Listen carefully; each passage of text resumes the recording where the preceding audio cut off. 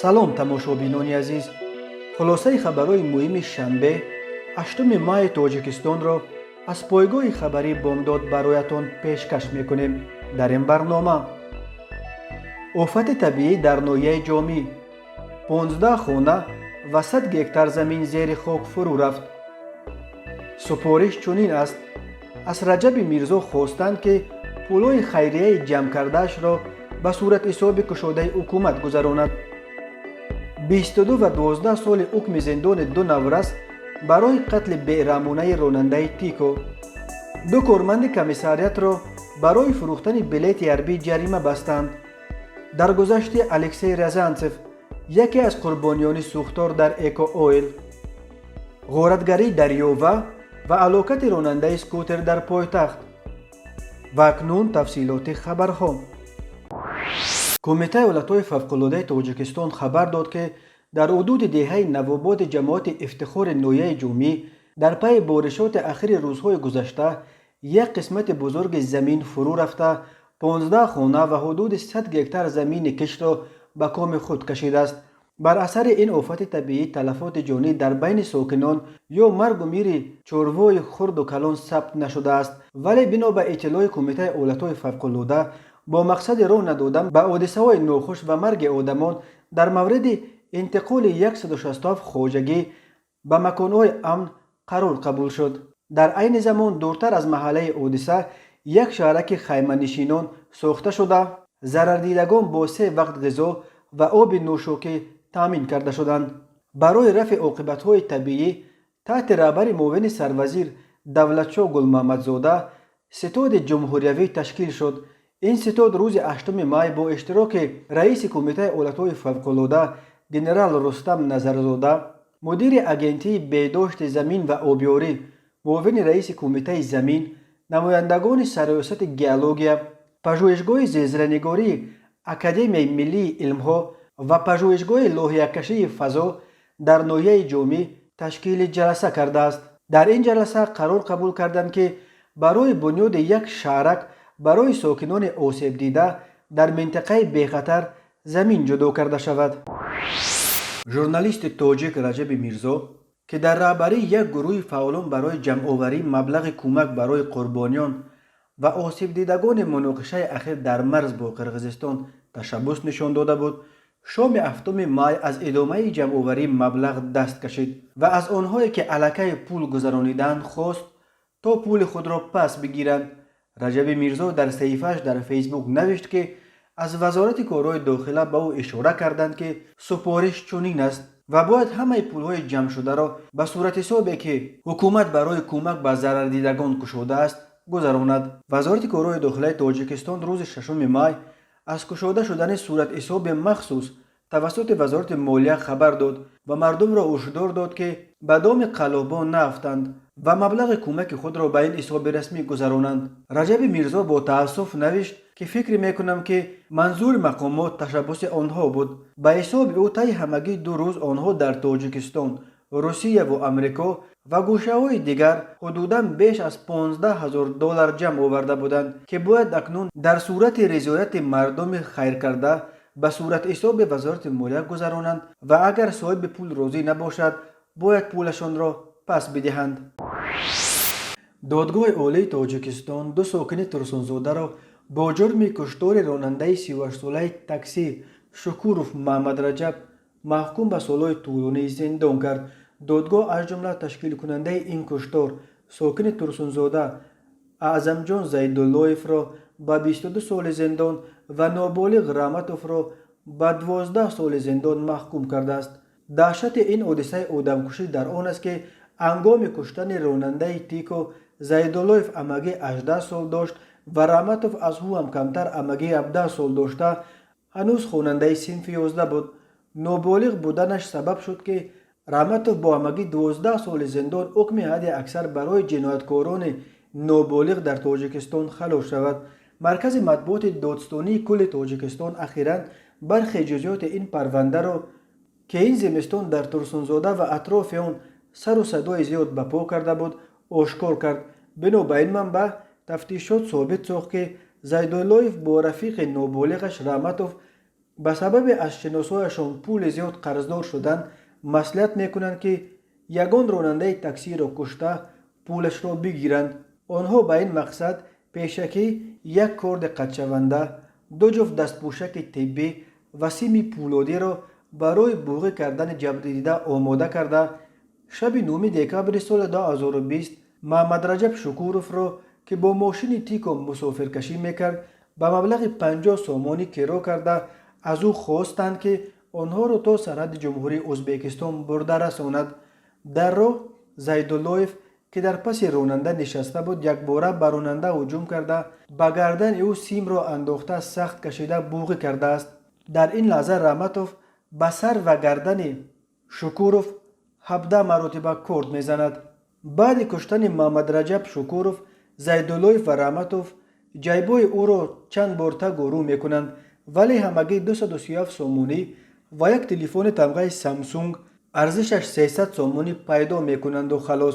آنها سپس برای پنهان کردن ایز جنایتشان جسد راننده را از ماشین برآورده به جویبار کنار راه پرتافته ماشین را با مقصد بعدا نابود کردن با خود میبرند. ولی در راه به سوی شهر ترسونزاده در کیلومتر 61 به صدمه دچار میشوند.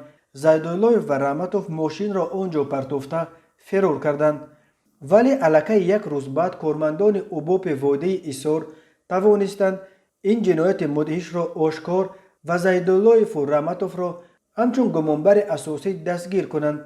اکنون آنها برای 237 سومونی و یک تلفن غنیمت از کشتن راننده بیچاره یکی 22 سال و دویم 12 سال را پشت پنجره زندان سپری خواهند کرد.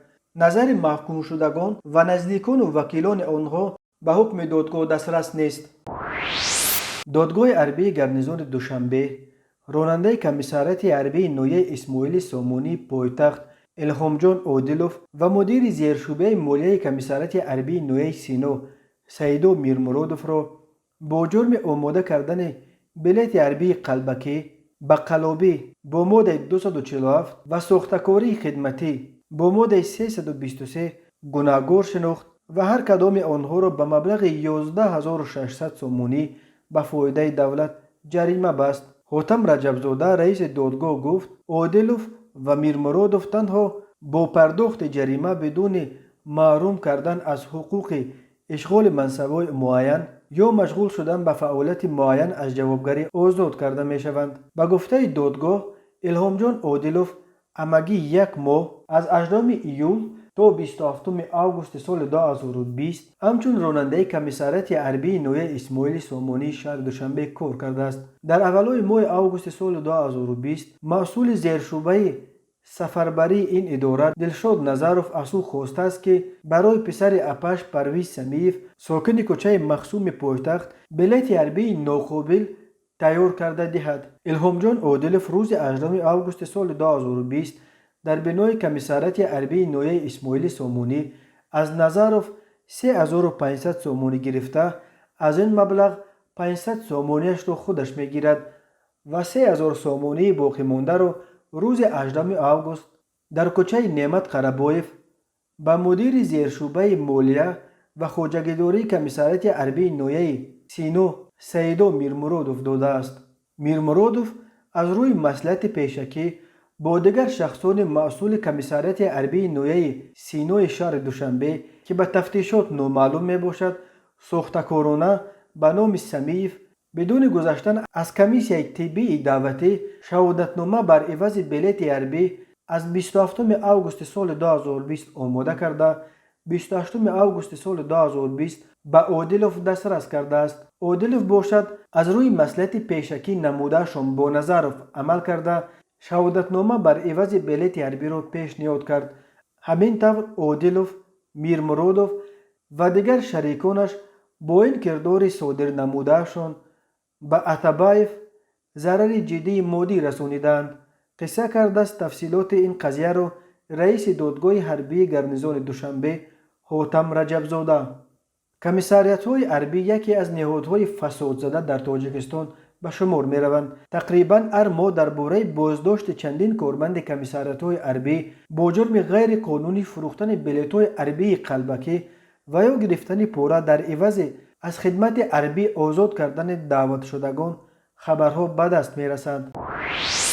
اندری ریازانتسف، کارمند نقطه فروش سوزشواری ایکو اویل در محله اسپیچک 2 که بر اثر سوختار و ترکش شام 1 مای در جای کارش 75% بدنش سوخته بود، در مرکز طبی رقم 3 از عالم چشم پوشید. او همگی 21 سال داشت. درباره مرگ الکسی ریازانتسف در فیسبوک فعال جمعیتی زولیا رحمتووا که برای طبابت او پول کمک جمع میکرد خبر داد. الکسی ریازانتسف در خردی یتیم مانده بود. ساکنان دوشنبه برای طبابت این جوان پول جمع کردند، ولی رشته اجل به سن جوان الکسی رحم نکرد.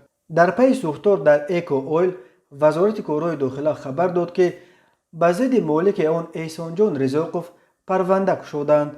یادآور میشویم که شام 1 مای ساعت 18:30 نقطه تامین سوزشواری ایکو اویل که در نویه سینو کوچه ظفر واقع است و به صاحبکار 33 ساله احسان جان رزاقوف تعلق دارد آتش گرفت. کمیته حالتهای فوق‌العاده گفت برای فرو نشاندن آتش 16 عدد تکنیک مخصوص سوختار خاموشکنی، خدمات آتش نشانی، ماشین یاری تعجیلی و زیاده از 50 نفر هیئت شخصی شعبه وزارت کارهای داخله 2 نویه سینو جلب شدند.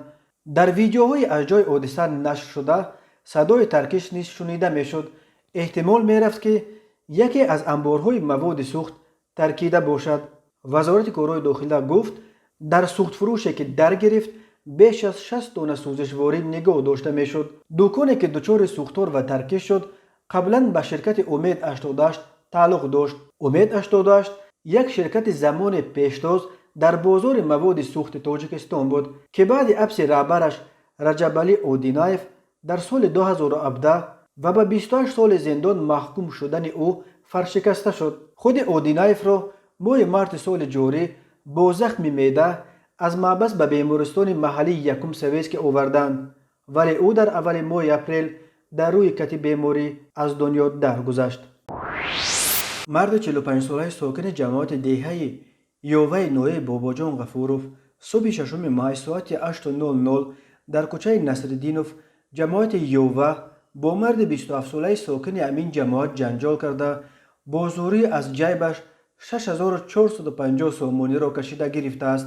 نسبت به گمانبر بر اساس قسم 2 ماده 248 کودکس جنایتی جمهوری تاجیکستان پرونده گشودند. به او برای غارت بر اساس این بند قانون از 5 تا 10 سال زندان تهدید میکند.